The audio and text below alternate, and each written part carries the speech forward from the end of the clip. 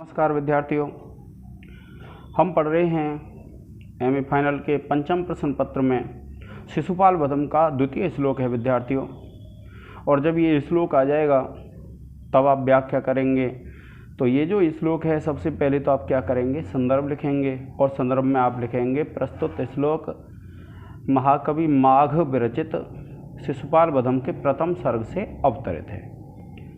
अब उसके बाद क्या है, मैंने आपको बताया था जो इस सर्ग की शुरुआत होती है वह कहाँ से होती है कि भगवान श्री कृष्ण द्वारका में निवास कर रहे हैं और उन भगवान श्री कृष्ण के पास जो नारद मुनि हैं वह आते हैं। तो आकाश से अवतरण होता है उनका नीचे की तरफ।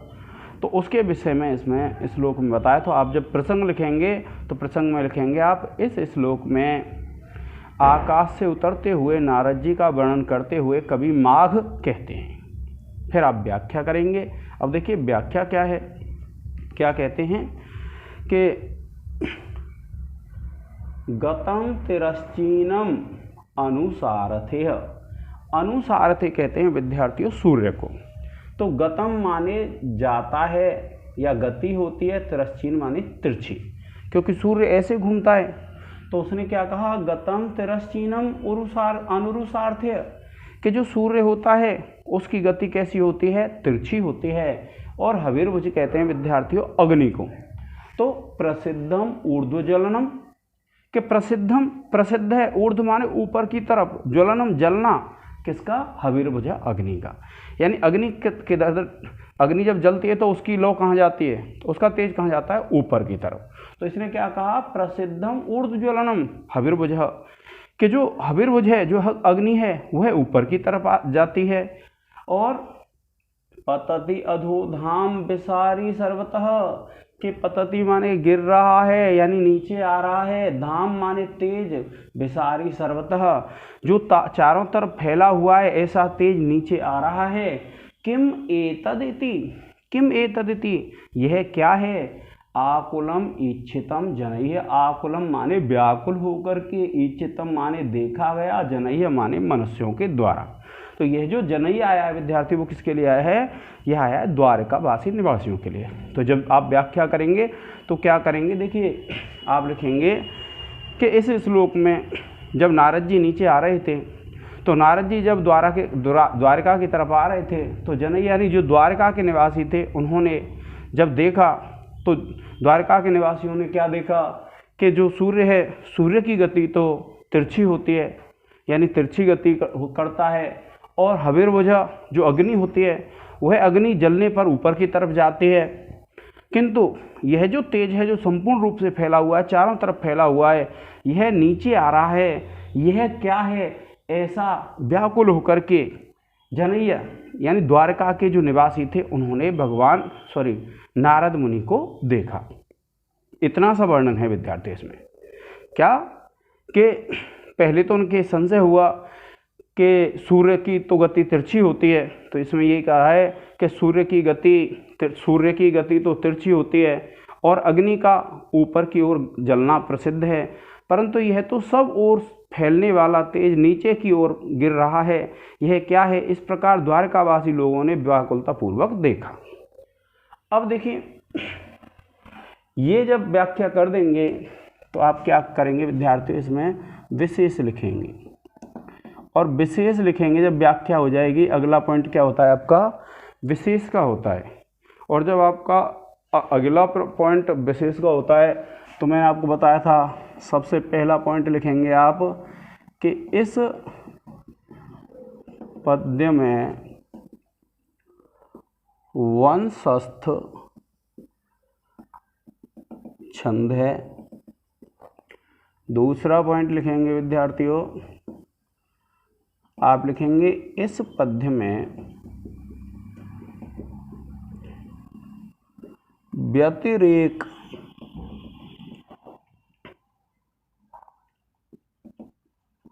अलंकार है।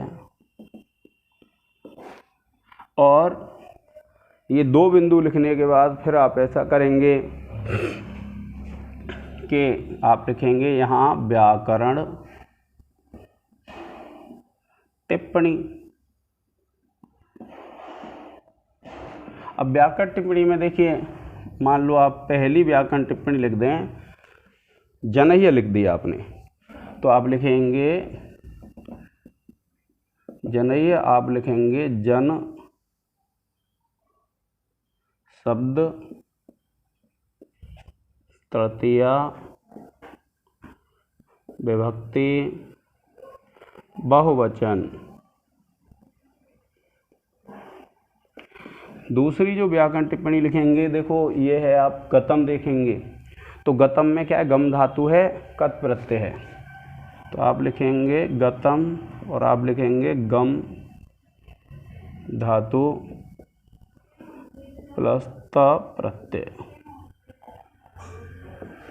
देखिए विद्यार्थियों, एक ये है तो इसमें क्या है, यण संधि हो जाएगी, पतत्यधो है, तो आप लिखेंगे इसमें पतति प्लस अधो, और आप लिख देंगे एको यणचि यण संधि। और फिर देखिए, फिर आप ये पतति ले लेंगे, पतति, और आप लिख देंगे विद्यार्थी पत धातु लट लकार प्रथम पुरुष एक वचन। फिर पांचवा लिख देंगे, देखिए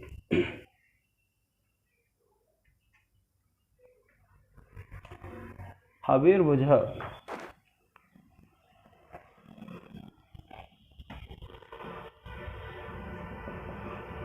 आप लिखेंगे हविः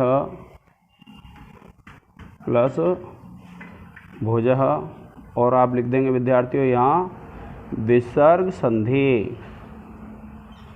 आप इसका एक स्क्रीनशॉट ले लें विद्यार्थियों।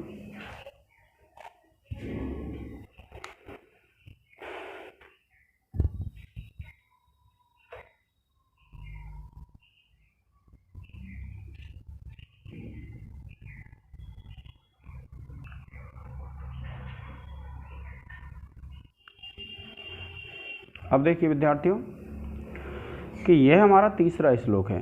जब आप इसके देखिए कौन सा श्लोक है, ये तीसरा श्लोक है, और तीसरा जो श्लोक है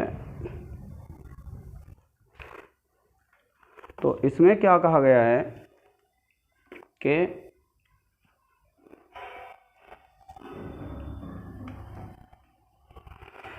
ये जो विद्यार्थी तीसरा श्लोक है, ये कहता है चयस्त्विषाम इति अवधारितम पुरा ततः शरीर इति विभावित आकृतिम विभुर्विभक्त अवयवम पुमान इति क्रमात् अमुम नारद इति अबोधि सह।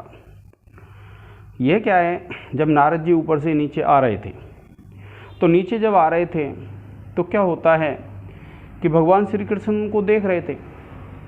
अब यह जब श्लोक व्याख्या के लिए आ जाएगा तो आप क्या करेंगे, सर्वप्रथम तो आप क्या करेंगे कि संदर्भ लिखेंगे। तो संदर्भ में आप यही जो मैंने बताया था वही संदर्भ लिख देंगे। पूरे सब जो श्लोक आने हैं इसके एक ही संदर्भ लिखा जाएगा। प्रसंग अब आप इसमें लिख देंगे कि प्रस्तुत श्लोक में भगवान श्री कृष्ण द्वारा नारद जी को देखने का वर्णन है। अब फिर व्याख्या लिखेंगे, और व्याख्या लिखेंगे तो देखिए क्या है, चयः, चयः कहते हैं समूह, चयः त्विषाम यानी तेज का समूह है। क्या कहा कि चयः त्विषाम, कि जो तेज होता है उसका समूह है। क्या कहा, चयः त्विषाम यानी जो तेज होता है, तेज साम यानी तेज का क्या है विद्यार्थियों, ये समूह है। तो चयः त्विषाम एते अवधारितम पुरा, यानी भगवान श्री कृष्ण ने जब सब ऊपर देखा तो नारद जी ऊपर से नीचे आ रहे थे पृथ्वी की तरफ, तो उन्होंने क्या देखा, सबसे पहले जब देखा तो देखिए चयः, क्योंकि वो तेज पुंज की तरह दिखाई दे रहे थे, तो चयः त्विषाम, त्विषाम कहते हैं तेजों का, तेजों का चयः समूह है।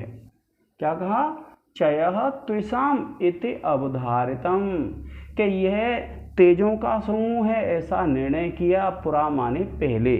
जब भगवान श्री कृष्ण ने सबसे पहले नारद जी को देखा तो क्या निर्णय किया कि यह तेज का समूह है। फिर उसके बाद तथा उसके बाद शरीरेति विभावित आकृतिम, जब नारद जी थोड़ा थोड़ा आकाश से नज़दीक आने लगे द्वारका के, तो फिर क्या देखा उन्होंने कि तथा शरीरेति विभावित आकृतिम, जब उसकी आकृति ऐसी लगी शरीर जैसी, तो उन्होंने क्या कहा कि यह तो कोई शरीरधारी है। यानी जब सबसे पहले क्या देखा, जब सबसे पहले तेज पुंज दिखाई दे रहा था आकाश से नीचे उतरते हुए, तो भगवान श्री कृष्ण ने क्या देखा कि यह तो कोई तेज का समूह है।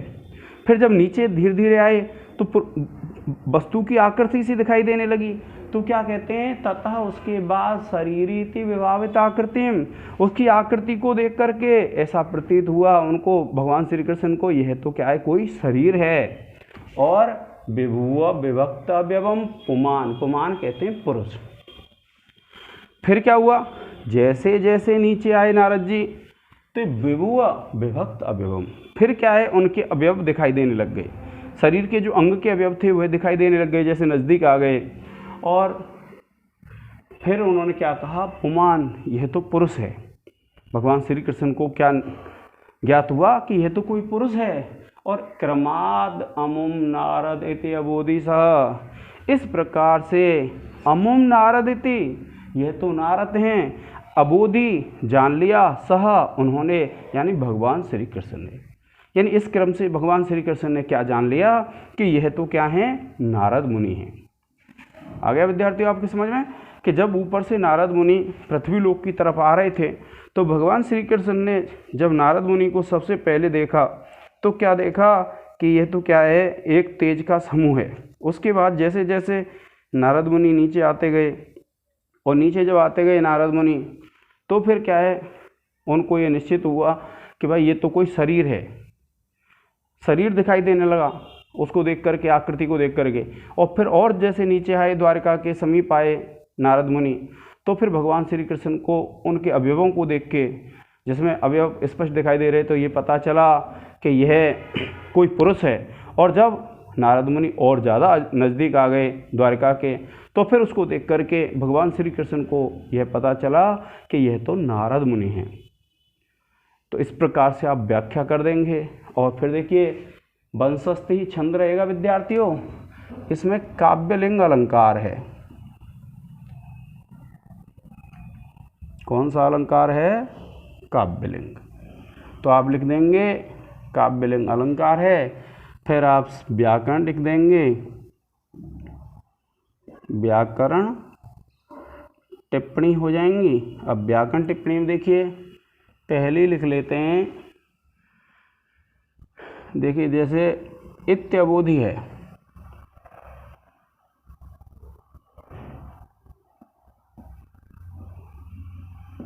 आप लिखेंगे इति प्लस अबोधि, और आप लिख देंगे विद्यार्थियों यण संधि। कौन सी संधि है, यण। दूसरा जब आप पढ़ेंगे ततः, तो आप लिखेंगे तद शब्द प्लस तसिल प्रत्यय।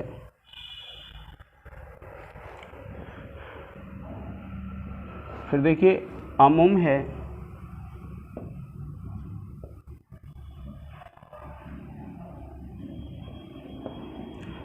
आप लिखेंगे अदस शब्द पुल्लिंग प्रथमा एक वचन। और फिर विद्यार्थी वो जो चौथा है, देखिए ये है अवधारितम।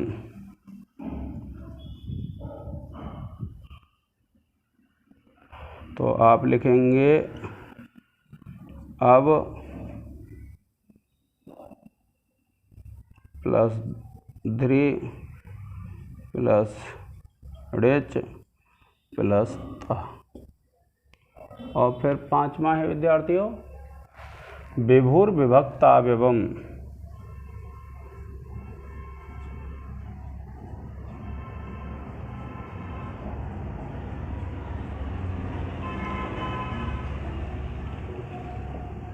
तो आप देखिए यहाँ दो संधि हो जाएंगी, यहाँ भी हो जाएगी और यहाँ भी हो जाएगी। तो यहाँ तो हो जाएगी आपकी दीर्घ संधि विद्यार्थियों, आप लिखेंगे विभुः प्लस विभक्त प्लस अवयवम। तो यहाँ दीर्घ और यहाँ विसर्ग। आप इसका एक स्क्रीनशॉट ले लें विद्यार्थियों।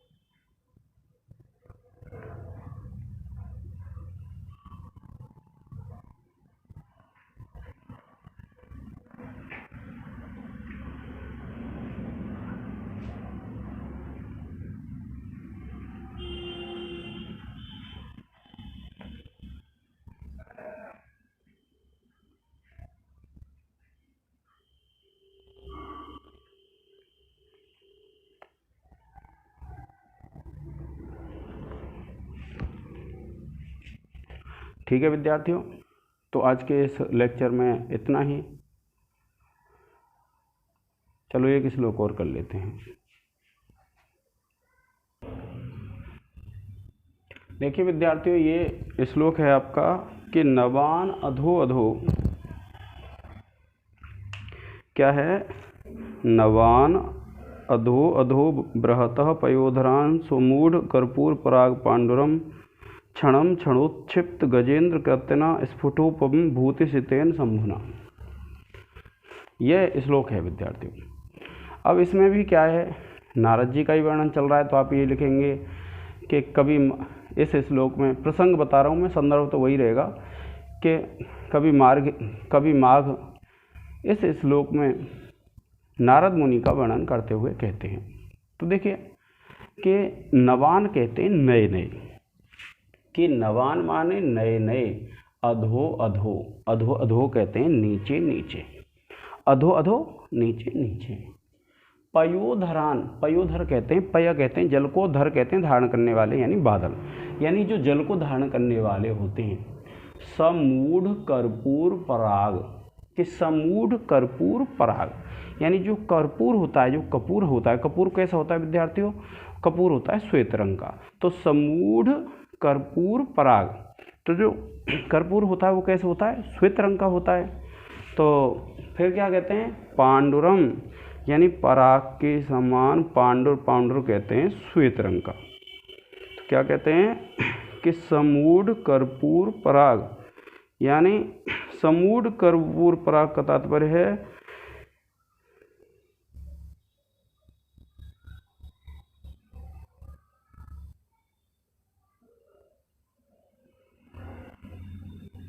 समूढ़ कहते हैं ढेर। क्योंकि देखिए पहला क्या दिया है, नवान अधो अधो बृहत पयोधरान, कि जो नए नए बादल होते हैं और उनके अधोअधा नीचे नीचे। क्योंकि जब बादल तो ऊपर थे आकाश में और नारद मुनि कहाँ आ रहे थे, नीचे आ रहे थे। और जब नारद मुनि आ रहे थे, जब नीचे से कोई देखेगा तो ऊपर तो काले काले बादल थे, क्योंकि जिन बादलों में जल होता है उनका रंग कैसा होता है विद्यार्थियों, काला होता है। तो क्या कहा, नवान माने जो नए नए, अधो अधो बृहतः पयोधरान, कि बृहतः, कि जो बड़े बड़े पयोधर थे, पय को धारण करने वाले थे, जो बादल थे, उनके नीचे नीचे समूढ़ कर्पूर पराग पांडुरम, कि समूढ़ कहते हैं ढेर, कर्पूर पराग, जैसे कपूर के पराग का ढेर हो, उसके समान श्वेत नारद जी थे। कि ऊपर से जब नारद जी नीचे आ रहे थे तो नारद जी ऐसे प्रतीत हो रहे थे जैसे, क्योंकि ऊपर तो क्या थे, काले काले बादल थे, कृष्ण वर्ण के बादल थे। क्यों? क्योंकि नए बादल कहा है, नए बादल उनको कहते हैं जिन बादलों में पानी होता है, और जिन बादलों में पानी होता है तो उन बादलों का रंग कैसा होता है विद्यार्थियों? काला होता है। और उनके नीचे नारद जी थे। तो क्या कहा है कि पयोधरान समूढ़ कर्पूर पराग पांडुरम, जैसे कपूर के पराग का ढेर हो और उसके समान श्वेत, यानी कपूर के समान श्वेत, यानी कपूर के ढेर के समान श्वेत उन नारद जी को भगवान श्री कृष्ण ने देखा। अब देखिए, क्षणम क्षणोत्क्षिप्त गजेंद्रम, कि क्षणम माने क्षण भर के लिए, उत्क्षिप्त गजेंद्रम, यानी जो गजेंद्र किसको बोलते हैं? हाथी को बोलते हैं। कि क्षणम क्षणोत्क्षिप्त गजेंद्र कृतना, यानी क्षण भर के लिए जो गजेंद्र होता है, हाथी की जो चर्म होती है उसको धारण करने वाले स्फोटपम भूति सितेन शंभुना, कि भूति सितेन कहते हैं जिन्होंने पराग लगा रखा हो, क्योंकि भूति कहते हैं भस्म को। आपने सुना है कि भगवान शिव जी क्या करते हैं? अपने शरीर पर भस्म लगाते हैं। तो एक बार एक गज नामक एक राक्षस था, और उस गज नामक राक्षस में ऐसा गुण था कि उसको मार देते थे और भूमि पर अगर गिर जाता था तो वह जीवित हो जाता था विद्यार्थियों। तो उसको जब मार दिया तो उसकी जो चर्म थी उसको भगवान शिव ने अपने शरीर पर लपेट लिया, और जब शरीर पर लपेट लिया भगवान शिव ने तो क्या है, और पूरे शरीर पर भस्म लगी हुई है। तो जिस प्रकार से भगवान शिव की उपमा होती है, जैसे भगवान शिव लगते हैं, उसी प्रकार से जो नारद मुनि हैं, वह नारद मुनि उस समय दिखाई दे रहे थे जब आकाश से वे उतर रहे थे। तो बादलों के नीचे नीचे थे और ऊपर उनके क्या थे? बादल थे, और नए नए जल से भरे हुए बादल, काले काले बादल थे।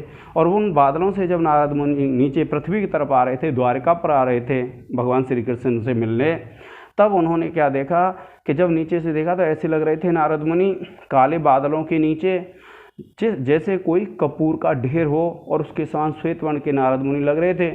और क्षण भर के लिए ऐसा प्रतीत हो रहा था जैसे भस्म लगाए हुए भगवान शिव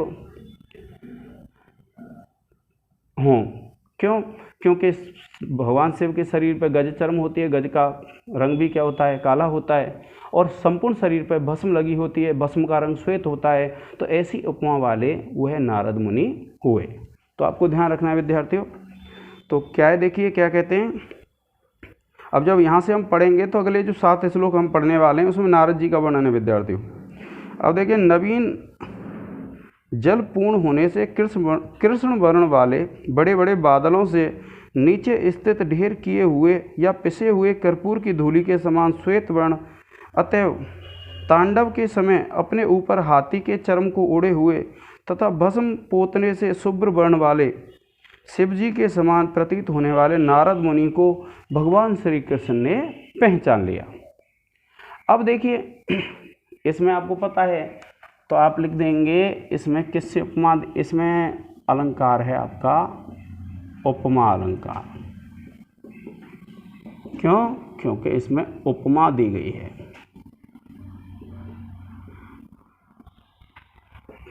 किसके समान बताया है? आपको पता है नारद मुनि को भगवान शिव के समान बताया है। अब देखिए व्याकरण देखेंगे आप, तो देखिए व्याकरण में जब देखेंगे विद्यार्थियों तो क्षणोत्क्षिप्त कर लेंगे पहला,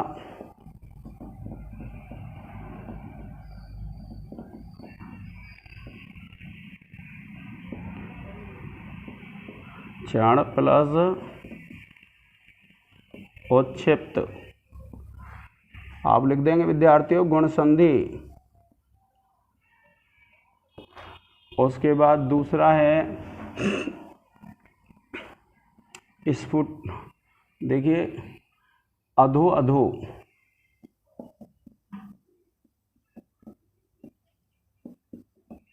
आप लिखेंगे अधो प्लस अधो, और संधि हो जाएगी पूर्वरूप।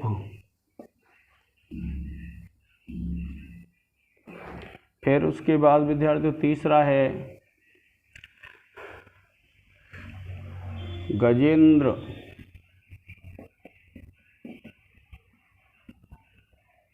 तो आप लिखेंगे गज प्लस इंद्र और संधि हो जाएगी विद्यार्थियों गुण।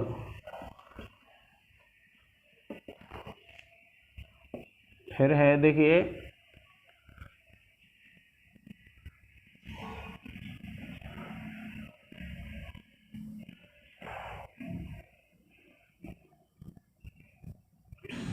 शंभुना। आप लिख देंगे शंभु शब्द है तृतीय एक वचन।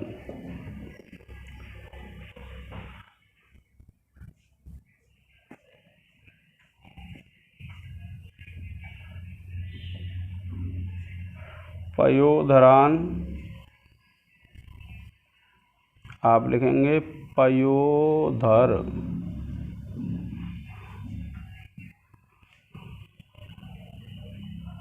द्वितीय बहुवचन। ठीक है विद्यार्थियों, तो आज के इस लेक्चर में इतना ही। मैं आपको 5वें प्रश्न पत्र का 50% का सिलेबस पूरा करा दूंगा पेपर से पहले तक। विद्यार्थियों इसको जिस प्रकार से मैं आपको करा रहा हूँ उसी प्रकार से करते रहें, जिससे आपकी परीक्षा अच्छी हुई है। और जिन विद्यार्थियों के पास मेरा व्हाट्सएप नंबर है विद्यार्थियों, वे विद्यार्थी जो तीसरा पेपर दे के आए हैं उसको मेरे व्हाट्सएप नंबर पर भेज दें विद्यार्थियों। आज के इस लेक्चर में इतना ही। धन्यवाद। जय हिंद, जय भारत।